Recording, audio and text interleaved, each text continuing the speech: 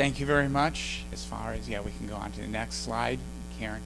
So let me go a little bit as far as my experience as far as using geospatial technology in K-12, because that experience also has followed the flow of the evolution of the technology. So basically in 1999 through 2003, a lot of what I was doing was the professional development, introducing teachers to using the ArcView 3.x software as that continued to evolve, and that's actually one of the things initially as far as with Dr. Sanko here.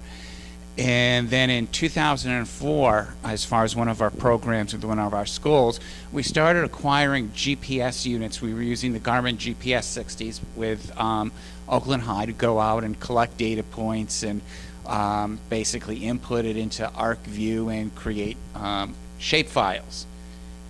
And during the period of 2005 through 2013, started developing workshops as augmented instructions for the high school environmental and various environmental academies at the high school level.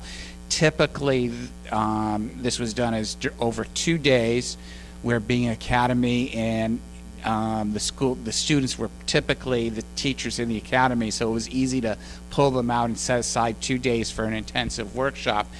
And so as far as on there, and then 2011, we developed with the community colleges regional environmental training centers an introduction to a geospatial technology curriculum as part of the SB 70 program, which was Governor Schwarzenegger's career technical education initiative. And then also 2013 began a spin-off to we began development of the curriculum to teach ArcGIS online, as far as building on what we had learned from the workshops. And then since 2014 to present, we have developed and been used what we call the web mapping mini course, which these students, along with the other classes, Dr. Sanko, along with a number of other schools around the state, have utilized. Right now it's 7 core lessons of essential skills with videos which run about 5 to 10 minutes each, with an exercise about an hour, and it's basically a hybrid where I use an online platform called Edmodo, and when we get to the end, a couple of the students will talk a little bit about as far as the web mapping mini course. In 2016 is that at the end of in the spring of and the end of 2015, at the end of the fall semester, it came to my attention with ArcGIS Online with the tools template, which allowed a lot of easy interactivity for teachers. I mean, previous to this, as was mentioned, the Geo Inquiries program I tried to introduce that to teachers, but they were really resistant. They looked at it. The 2 big complaints was, one, it's built and designed to being a front of the room instruction. I want something that they can sit at the computers. And the web mapping interface, they felt it was still too busy for the kids to understand and too complicated. So with the tools template, we were able to take that model of the Geo Inquiries, shift the instruction side. We used a couple trials, and then the teacher that I was working with at Rudder as far as with the history class decided, well, let's tie some things specific to my curriculum. You build the story map with the tools template. We'll work together to create a structured exercise. So this took off. It was after a couple months, we realized it was very successful, and with the other teachers around the state that I work with, we started building structured exercises across content grades 5 through 12, specific to California standards, which are very easy to use, and we'll have a couple of the students sort of show you an example of one of the exercises of how easy it is to use. So, and as was mentioned, as far as getting anything into California schools requires some sort of connection to standards or framework. So right now, this is sort of where geospatial technology has penetrated into the K-12 standards. It began in 2013 where with the National Council of the Social Studies included in their C3 framework for social studies state standards stuff about geospatial technology, and a lot of the initiative on getting that done was done by Joseph Kursky from Esri. Anybody in here know who Joseph Kursky is? So he went to their conference in Washington, D.C., did a workshop and stuff, and it was basically from what he did, the light bulb went on with those folks and says, we've got to put these in as we're doing our C3 standards.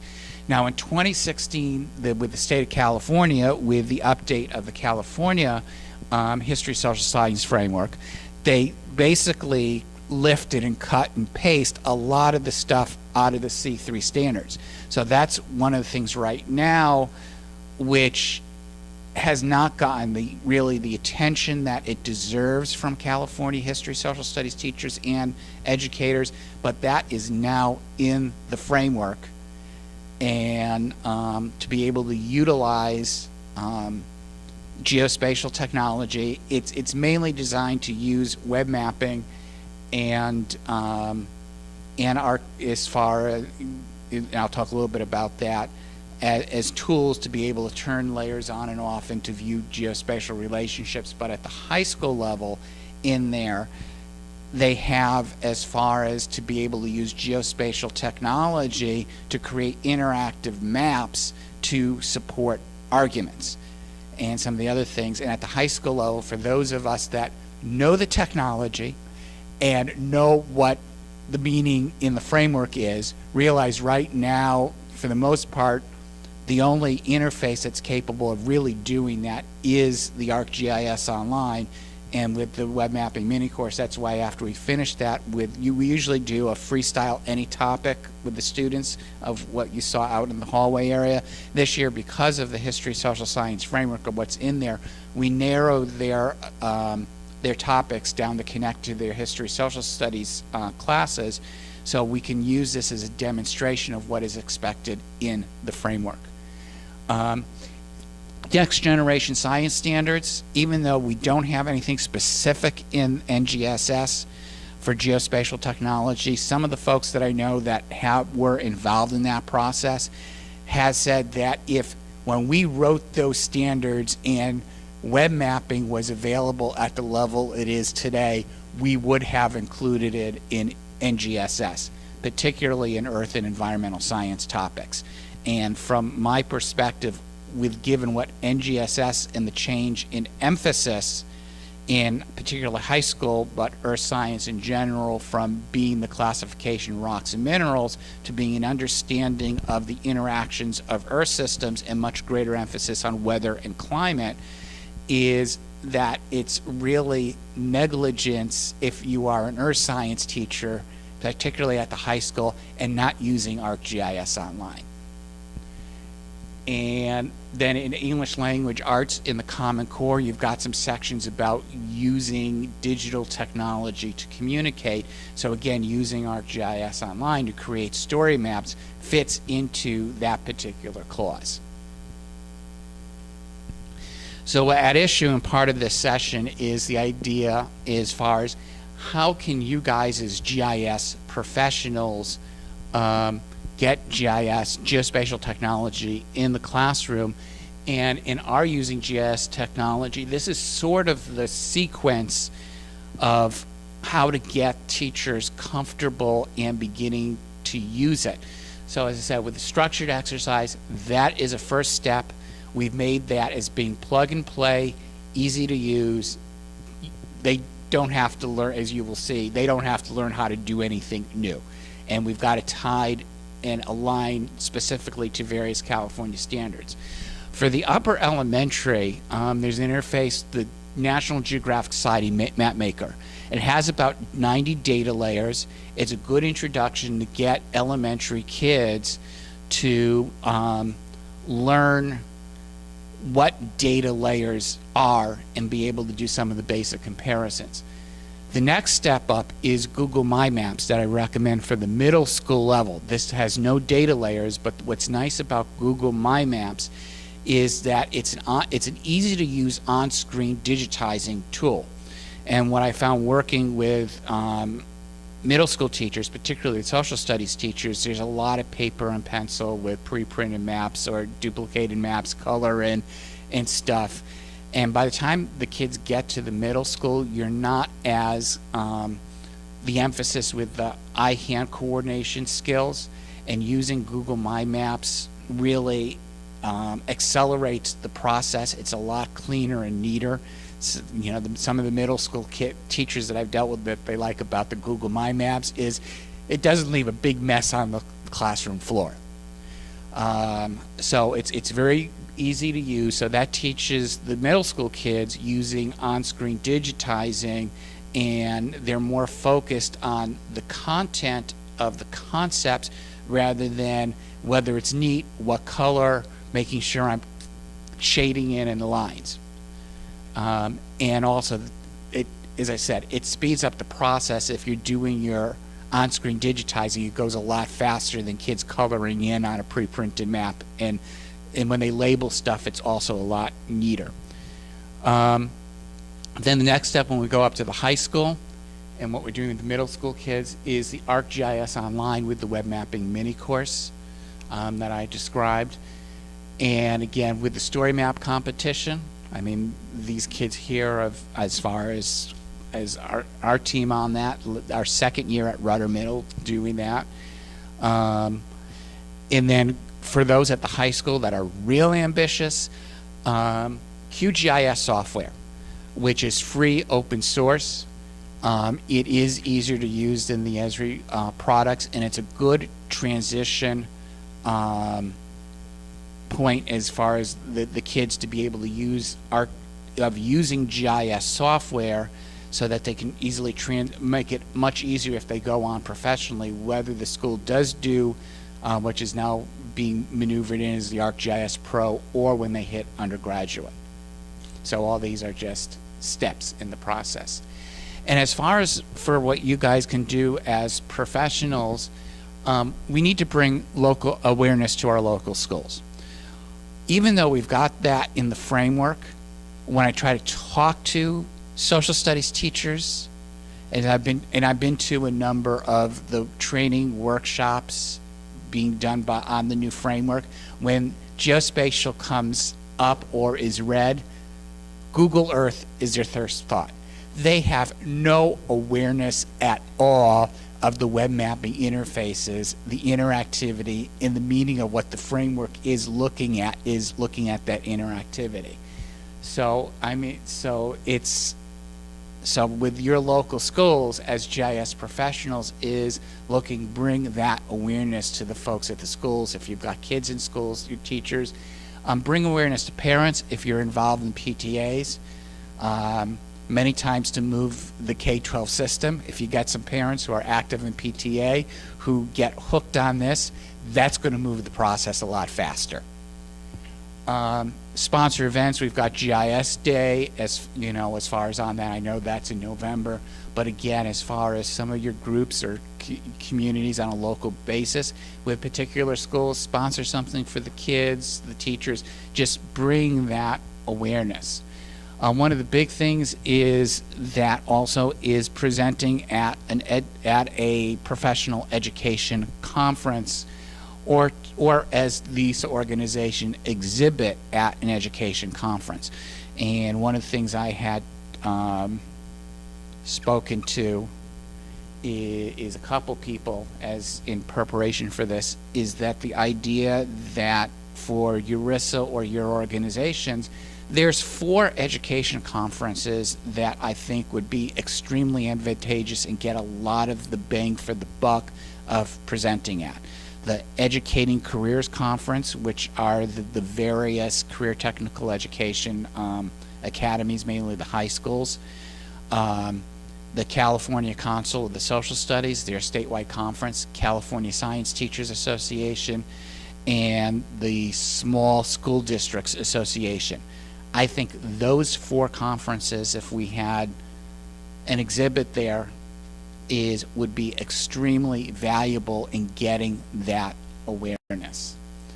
And I would say one of the things that, I've, with my Northeast Coast personality, which is easy for me to do, but sometimes doesn't go over, is being insistent. Is that as far as on that, because to get attention of folks in K-12, you really got to be insistent and be knocking in as far as on that.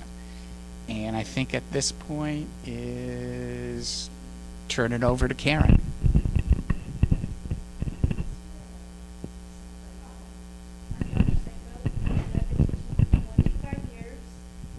The last 11 years I've been at James Rudder Middle School. I taught at Florin High School as the lead industrial tech teacher, and at Elk Grove High as a science teacher.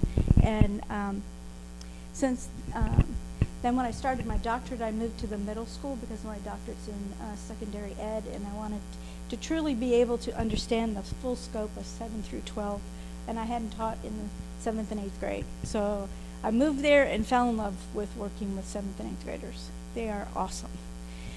So today I wanted to talk a little bit about what can you really do? How can you really get to the educators? You really need to start in the classroom. Your children's classroom teachers. Go talk to them, and not just talk to them. Tell them that you're willing to be the expert in the classroom, that you're willing to teach, because teachers are overwhelmed.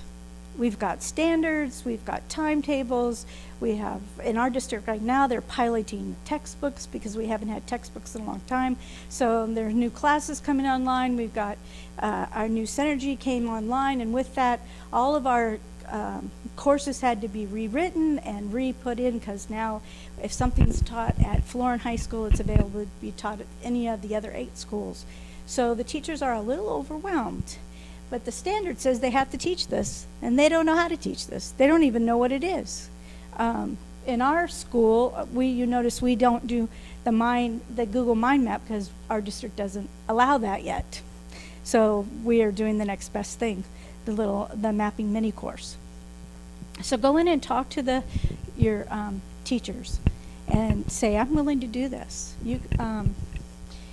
And depending on where your children are at, start there and then expand from that point. And it's really important to be that expert, all right? Because they will learn as you teach the students. They will learn right along with the students, and then after a while they won't need you because they'll have it. I only have 2 slides. So we used a flipped learning model originally. 4 years ago is when I started working with Mark on this. 20 years ago, Mark tried to get me to put this into Florin High School. Well, a little over 20 years now. I shouldn't be telling how old I am.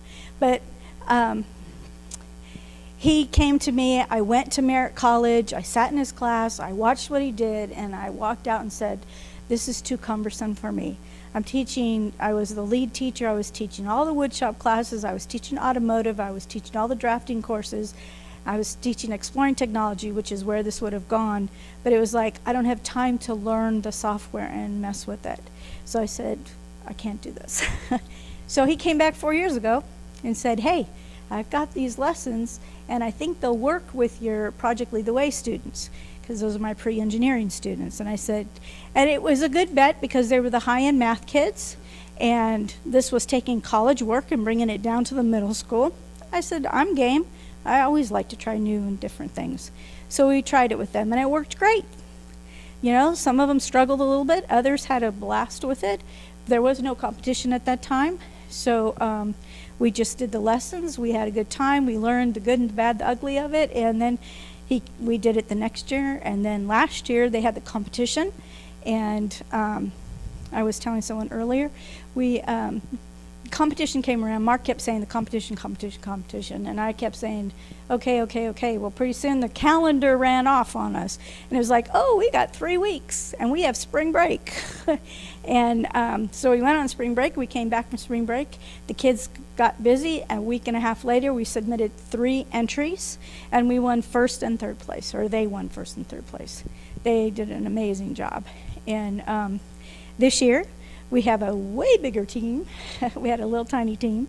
And so I'm believing that we'll get to put in all the entries that we're allowed to put in. And maybe we'll sweep the competition. Right, guys?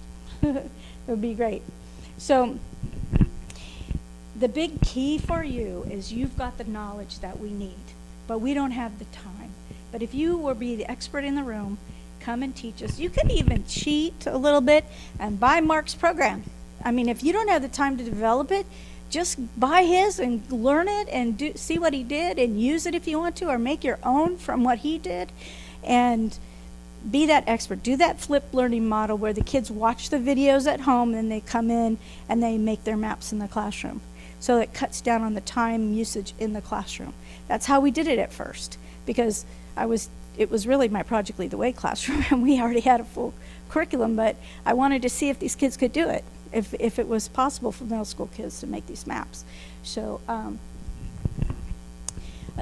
highly encourage you to get involved with that. Now I'd like my students to show you what they've done. Hi, my name is Xavier. I'm gonna be showing you how what we did for like examples, turning off the layers, turning on the layers, transparency and stuff like that. So as you can see, when I go to layers, as you turn off the layer, you can no longer see the layer on the map, and it also disappears from the I forgot what this is called, the legend. And you can also change the transparency to see the surrounding areas, or you can see the area it covers, or just anywhere else. Yeah, to get the pop-ups, it tells you the link, and then all the information you need to know about the pop-ups and the locations. Yeah. And I think Tool in there. We do have some exercises. okay. So go measure. Yeah. Structured exercises. Was I don't think I did this one, did I? No, I don't think that was. No. I don't think you did that. No, so I don't know. I think we started using the measure tool after you had poppers. Okay. So is that all? Okay. That's all. That's about it.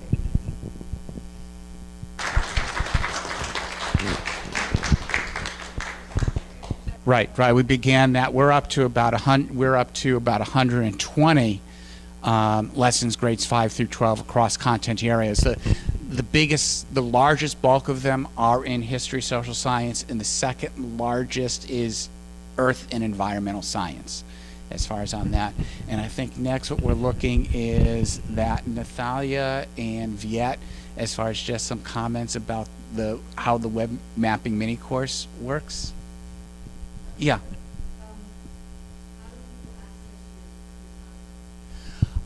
For each school that takes out the subscription, we set it up with a gallery of the lessons that they want from that catalog with the tag and the access. Now, one of the things I want to do as it gets out there is to build a website with a school sign-on with an easy link rather than using the gallery.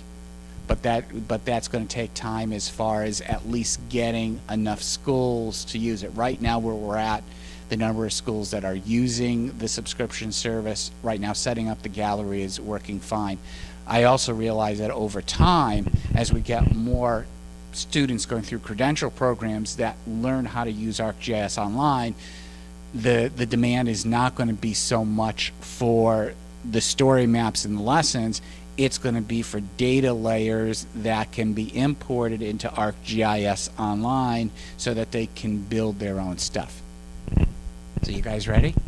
Hi, my name's Natalia. So we're here to tell you about the web mapping mini course that we did on Edmodo.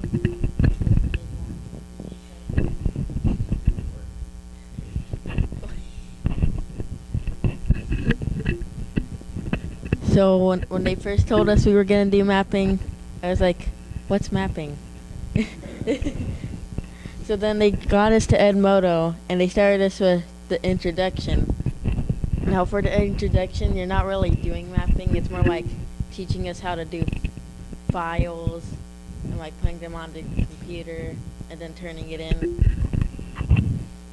And then in one of the later ones, they made us make a account and then search up maps.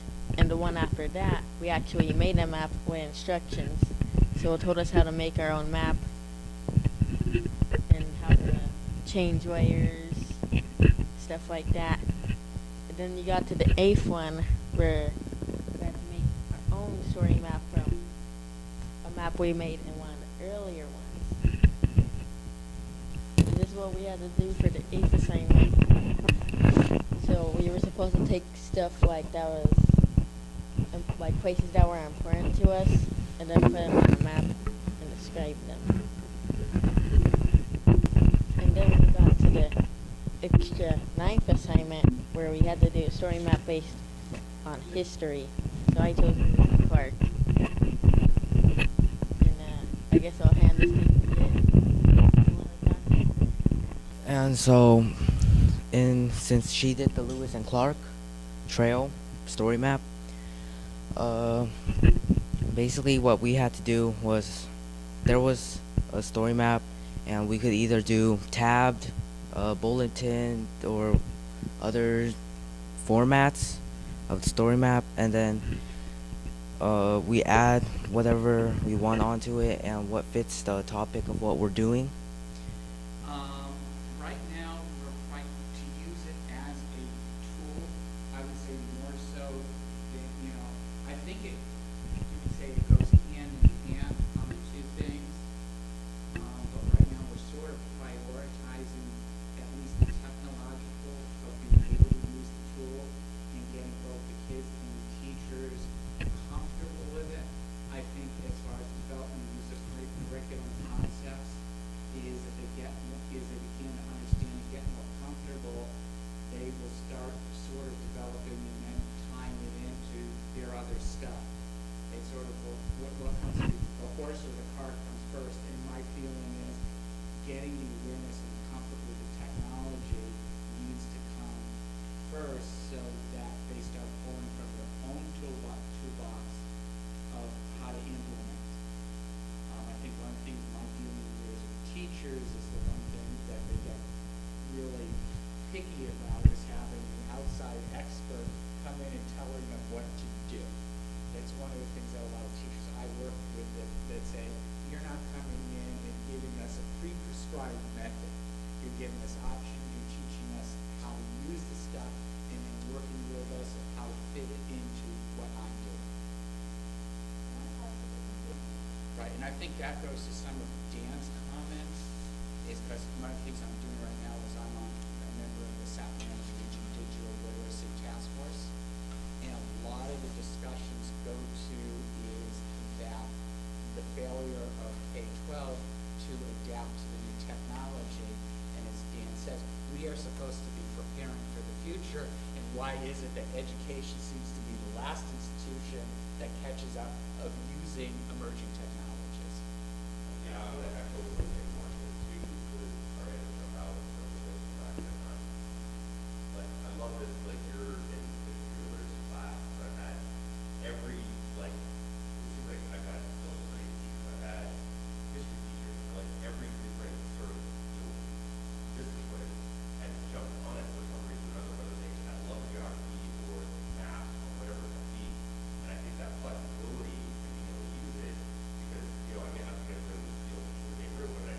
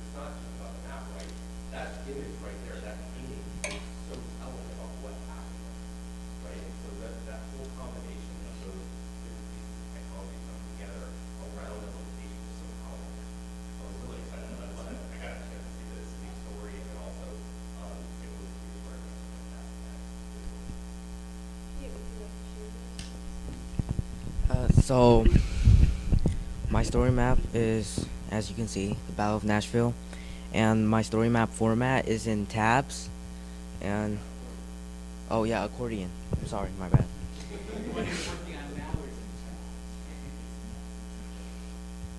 Yeah, and so here's an image of the Battle of Nashville, and while going through this, you can see the legend, and the red lines are the Confederate fortifications, and the blue lines are the Union starts.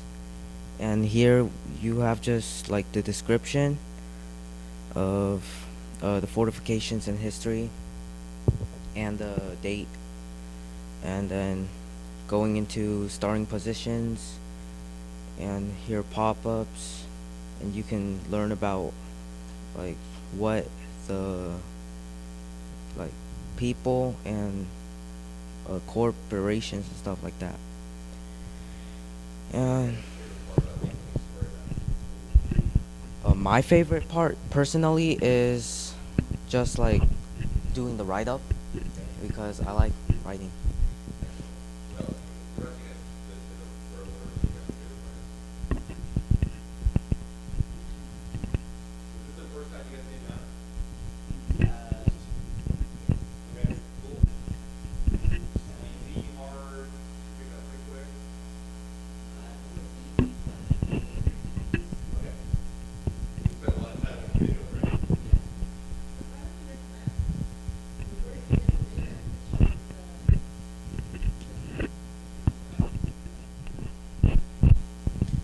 Well, so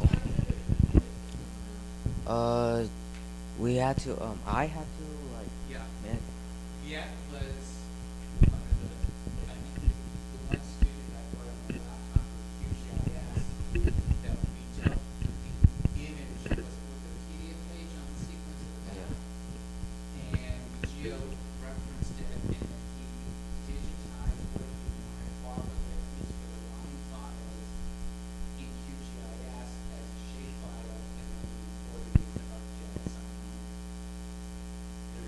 Thank you so much. Let's give a round of applause for them. And so for now, I want to invite all our panelists to be in the front. If you have any questions, for any other questions on their presentation, or just in general for the teaching with GIS. Do you have a sense of how far as the teaching the K-12 in California? I mean, how is it more urban areas that are getting involved? Do you have kind of a sense of it? You know, it's real scattered.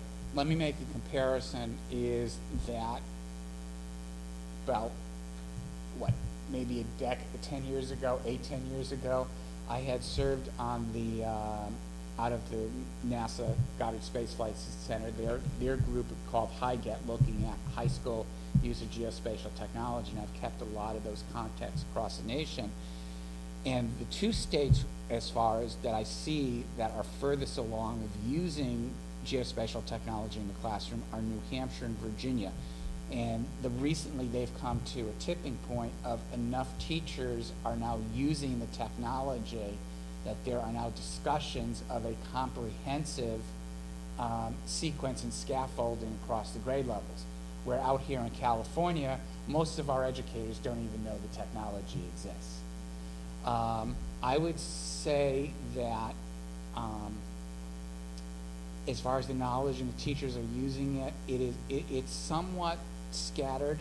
I think probably where you have the most knowledge of the technology, and again, they're somewhat out of date, is those schools that were part of the old East Project initiative that included the ARC software, and I can't remember. I think it was ArcView, and I think they transitioned, but I can't remember the sequence as far as California. And most of the schools that were in that program were small town rural schools. And again, because of the conditions of that grant, the urban school, basically they were the only one that could fit the physical restrictions and stuff about rooms and stuff that had the space to be able to do that. Where you probably second is within, with the career academies, particularly California Partnership Academy grants, where you may have a thematic academy where from their advisory council had something sort of as far as GIS, and that's where I sort of got a lot of the stuff when I was doing with the career academies. You know, they got referred to me from somebody when they're basically typically when I got the phone call or the email. One of my advisory council members for my committee says you've got to have GIS, and I asked around and said you're the person to talk to. For a local school, like my town one, my kids are growing out, but for a school that they might have, I'm gonna go and find out if the local school district is using it, and so if they aren't, where can I send them? What's a good place for them? Basically, with us, from what I've been told by folks within the county ed offices and stuff, it says when it comes to really knowing how to use GIS in the classroom, I am basically ahead of the curve of having it down. And I know there's a handful of us, a handful of us that know both the technology and how to apply it in the classroom, and to that extent. And I think there's just two of us of that half dozen that go out beyond just their school site or their districts. So, so I would say we made up for sure. I've got a business card as far as, we're very anxious. I mean, my frustration is getting that awareness and getting the folks in K-12 to follow up. Also check the links that I shared. Right, yeah. There's a ton of material there. Mark's not quite scaling with the internet. He's a great resource, but definitely check out those links that I showed you. I know someone who does sort of this wandering throughout the school district, dietitian, nutrition thing. And she travels from school to school, and does little things based in the classroom based on the class level. Do you see a GIS person sort of doing the same thing to lift the burden of the technology from the instructors? Because it is a little threatening. The teachers are very, I think, overwhelmed with everything, and now they gotta learn some technical things to help deliver. That's a perfect idea. That's exactly what needs to happen. Even CTE is starting to listen to the geospatial technologies. We need to start incorporating and make pathways of this technology too. So, but it needs that person that is willing to travel around and help the teachers learn the technology. And it really starts in the elementary schools. Making sure, like one thing that we saw this year was a lack of knowledge of latitude and longitude. And these are 7th and 8th graders. So we definitely need to get some mapping stuff going in our elementary schools. So, but it would be great. Your idea is perfect. Is someone who just be willing to take the knowledge and help the teachers, because they don't know. How many lessons does it need to be, right? You can't just swoop in and spend 2 hours with kids and say, I need no math, right? Right. What would be how many iterations, and what would be the duration of each lesson? You have to play with it. Mark's been playing with this for 4 years that I've been working with him. And this year we realized that one of the lessons needs to be cut in half. It's too long, and the kids are having an issue with it, and it's a stumbling block for them. So he's going back to rework that one lesson. So his are like, there's 9 lessons total, but one is like she said, it's teaching them how to communicate with him. Because my class is a CTE class, I want them to have job skills as well as tech skills. So they're learning how to communicate with a boss that's not in the room. And so they use the Edmodo, and they had to learn how to communicate with them. So the first lessons are that, and then we go into mapping. So it depends on what grade level, and you can fill them out. You could see Mark's work and say, okay, I can do some of this. Looks great, but this would be too hard for the kids that I'm working with, and just dial it down, or if it's too easy, dial it up. Then, if you need any help from the GIS professionals or educators, you may contact the GeoMentor. GeoMentor is led by the Esri and the Association of American Geographers. And then so if you Google with the GeoMentor, and then you may find the web map that shows where the GeoMentors are available. So there are many GeoMentors. Also, I am a GeoMentor too. So GeoMentor will tutor your instruction too. And really, actually, everyone here can join to be a geomentor. What grade levels do you see it like starting with GIS classroom? Is it all the way down to kindergarten? You know, National Geographic Society, they did recently a study that was released of the cognitive skills dealing with spatial and geographic concepts. And what came out on their data sort of follow what I find is that the upper elementary, as far as on these tools of starting, and that's why, you know, I recommend start with 5th, 6th grade with the National Geographic map maker, and in combination with our structured exercises, gets them started on that path. What about different subjects? Because you know, like history and biology and science, those are the natural, Right. obvious ones. I mean, but have you found any subjects that kind of like maybe aren't like intuitive? And like, yeah, you can actually use GIS to do it. I mean, I think you mentioned chemistry and physics as one. Yeah. Difficult, right? Difficult. I think any of the CTE courses, their parents were asking me when they came to open house, and I said, well, what if you're in a health academy and they're looking at clusters, cancer clusters across the United States? That's a map. And the best way to see it is to build a map to understand where those areas are, and then put in the layers of what could be causing those clusters.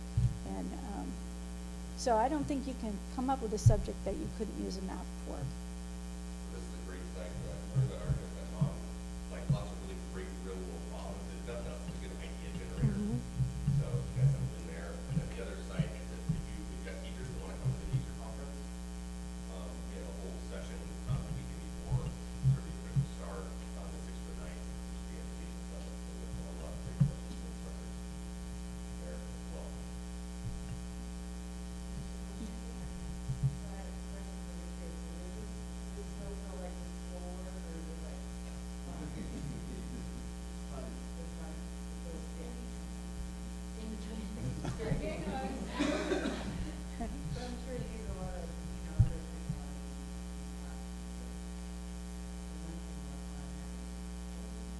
We're all 7 and 8th grade. Yes. Seven,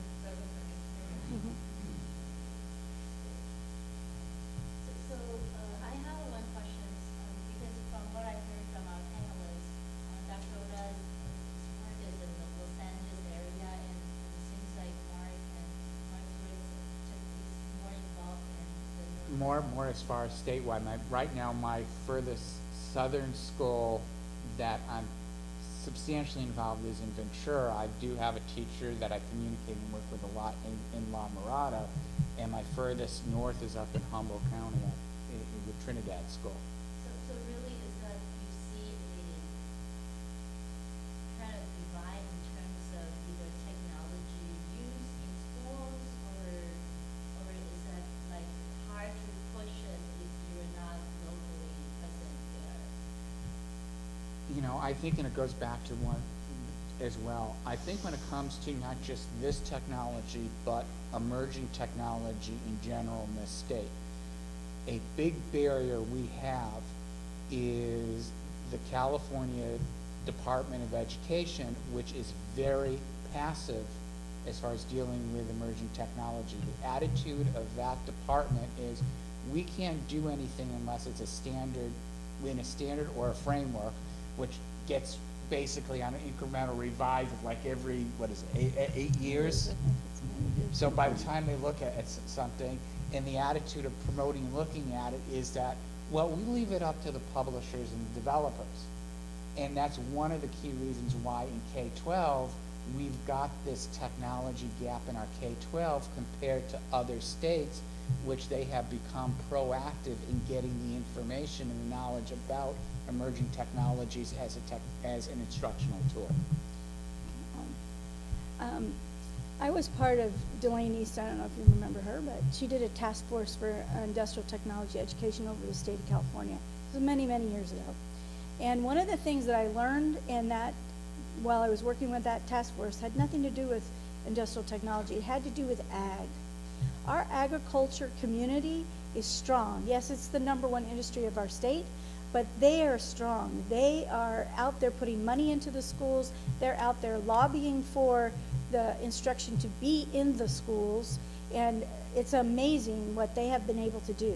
Because when IT started back, IT, industrial technology, not the same as what most of you think of, started backing off and shrinking and not being in the universities anymore, ag just did the exact opposite. Their community came together and they started pouring money and time and voice into getting into our schools. And if you look around, we have a lot of very strong ag courses in at least in the secondary ed arena. And it's because the community did it. It wasn't the educators doing it. It was that the outside community said, no, no, no, we don't want this getting any smaller. We need it to be bigger so our industry can survive. So that's the one thing I learned. It's got to come from the community saying, no, we want to be represented in schools. So the community also means like parents and Yes, but it was mostly the professionals. professionals. The professional community organizations got together and said, this is what we want, and they started lobbying for it. And for Dr. Oda, your work is mainly in the greater Yeah, Los right, there was Angeles. Los How many Angeles. schools do you get involved with the teachers and students?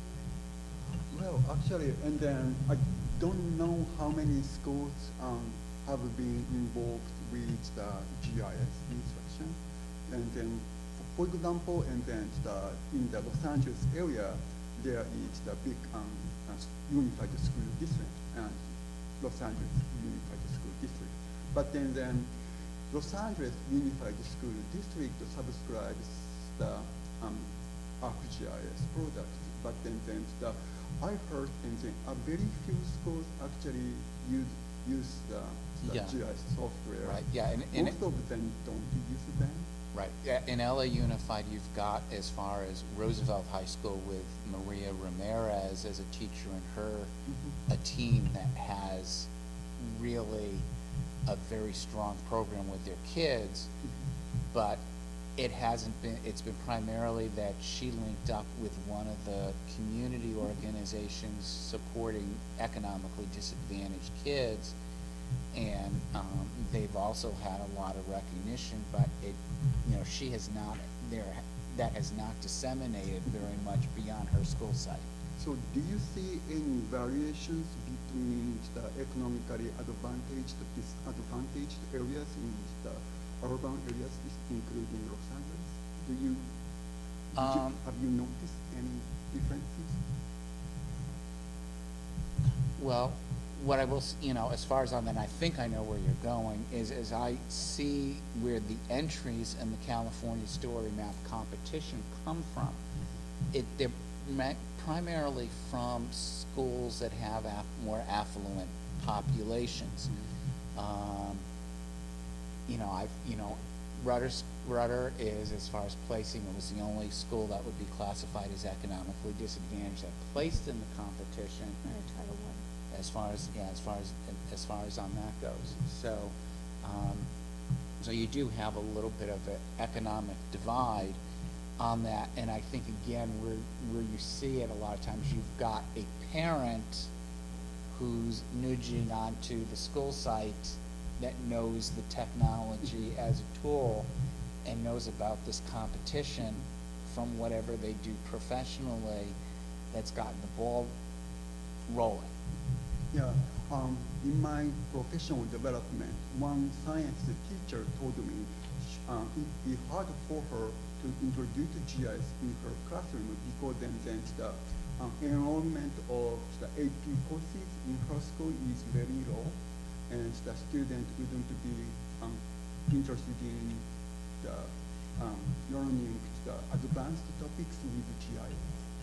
So that is, I think. Do you mean that's because there's no AP course in geography? No, that I don't know, but then her school provides the AP environmental. Right, Science. right, and again, with the geo inquiries, there's a number of lessons that are designed specifically to go with the AP environmental science. But if your school doesn't have many students who are interested in the AP environmental science or human geography, and then it would be challenging for introducing GIS. Right, it goes back, and that's why when we start developing the subscription service of structured exercises, we focus on tying as closely as possible the California standards to make it as attractive for students. Is one of the teachers down in Ventura, a couple of them down in Ventura County, as the videos that we made to promote that use the term that it's plug and play. Is that's the thing, is getting the teachers to feel that what you've got of using GIS is plug to play in what I'm already teaching. And that's what we've done very much so with the lessons that we have developed.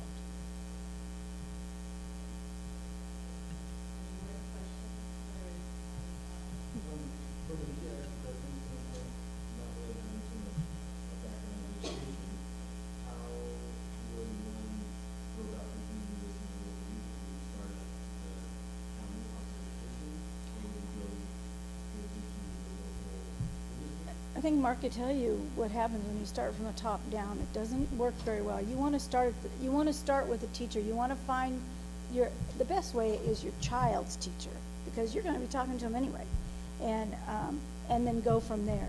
Start with teachers, and if at that school that your child is at, maybe your child isn't old enough, or then go to the elementary school that your child's going to be going to, and go talk to those teachers. And I would talk to the CTE teacher and the history teacher and say, my child's coming here and I would like this to be part of the curriculum by the time he gets here, and I'm willing to help you learn it, and it's part of the framework that you have to work inside of. If you show them there's an advantage for them as well as advantage for your child, most likely they'll sit and listen and try it. So for school districts that might be single or economical, how would you address this for schools that don't have computers? Well, most of us have some computer labs, and we are a Title I school, and we have Chromebooks in every classroom. We have 2 computer labs. One thing about when you get to Title I, there is money for things like that. There's money to try to, bring up the children, at least to give them the technology, so that they can at least have a fighting chance to level the playing field. Right, and honestly today, the hardware is not really a big issue, because when the legislature mandated and adopted the smarter balance testing, Yeah. the real agenda of the legislature of doing that was not so much the test, it was a way to force the school districts to buy the computer equipment and get it into the hands of the kids. Because all their testing is done on Chromebooks, so that's why the schools are flooded with Chromebooks. And this all works great on Chromebooks. Clarify, do you mean that funding is actually there, it's just whether the schools or a school district will be willing to spend it? Right, as far as that. Well, for the They already hardware, have. the Chromebooks, they've already got it now. I do know out there that there are some schools that what they bought in computers is used during the month of April for testing, and they're locked up in a closet for the rest of the year. So I know that there's a few of those out there. So, but for most places, it's no longer the issue of having the hardware, it's getting them the awareness of how easy it is to use, you know, with the structured exercise, when we started playing with the upper elementary kids, is during the time in the classrooms, the labs, of getting the kids that were having trouble to the website.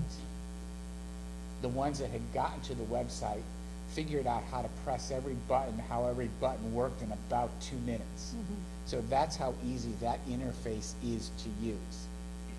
You know, teachers, as far as on the structured exercise, it takes 30 minutes, you know, no more than that. And actually, to play with the National Geographic Map Maker, that should take no more than an hour for a teacher to figure out how that works from a technical standpoint. It's getting them the knowledge and motivating them to utilize what is out there.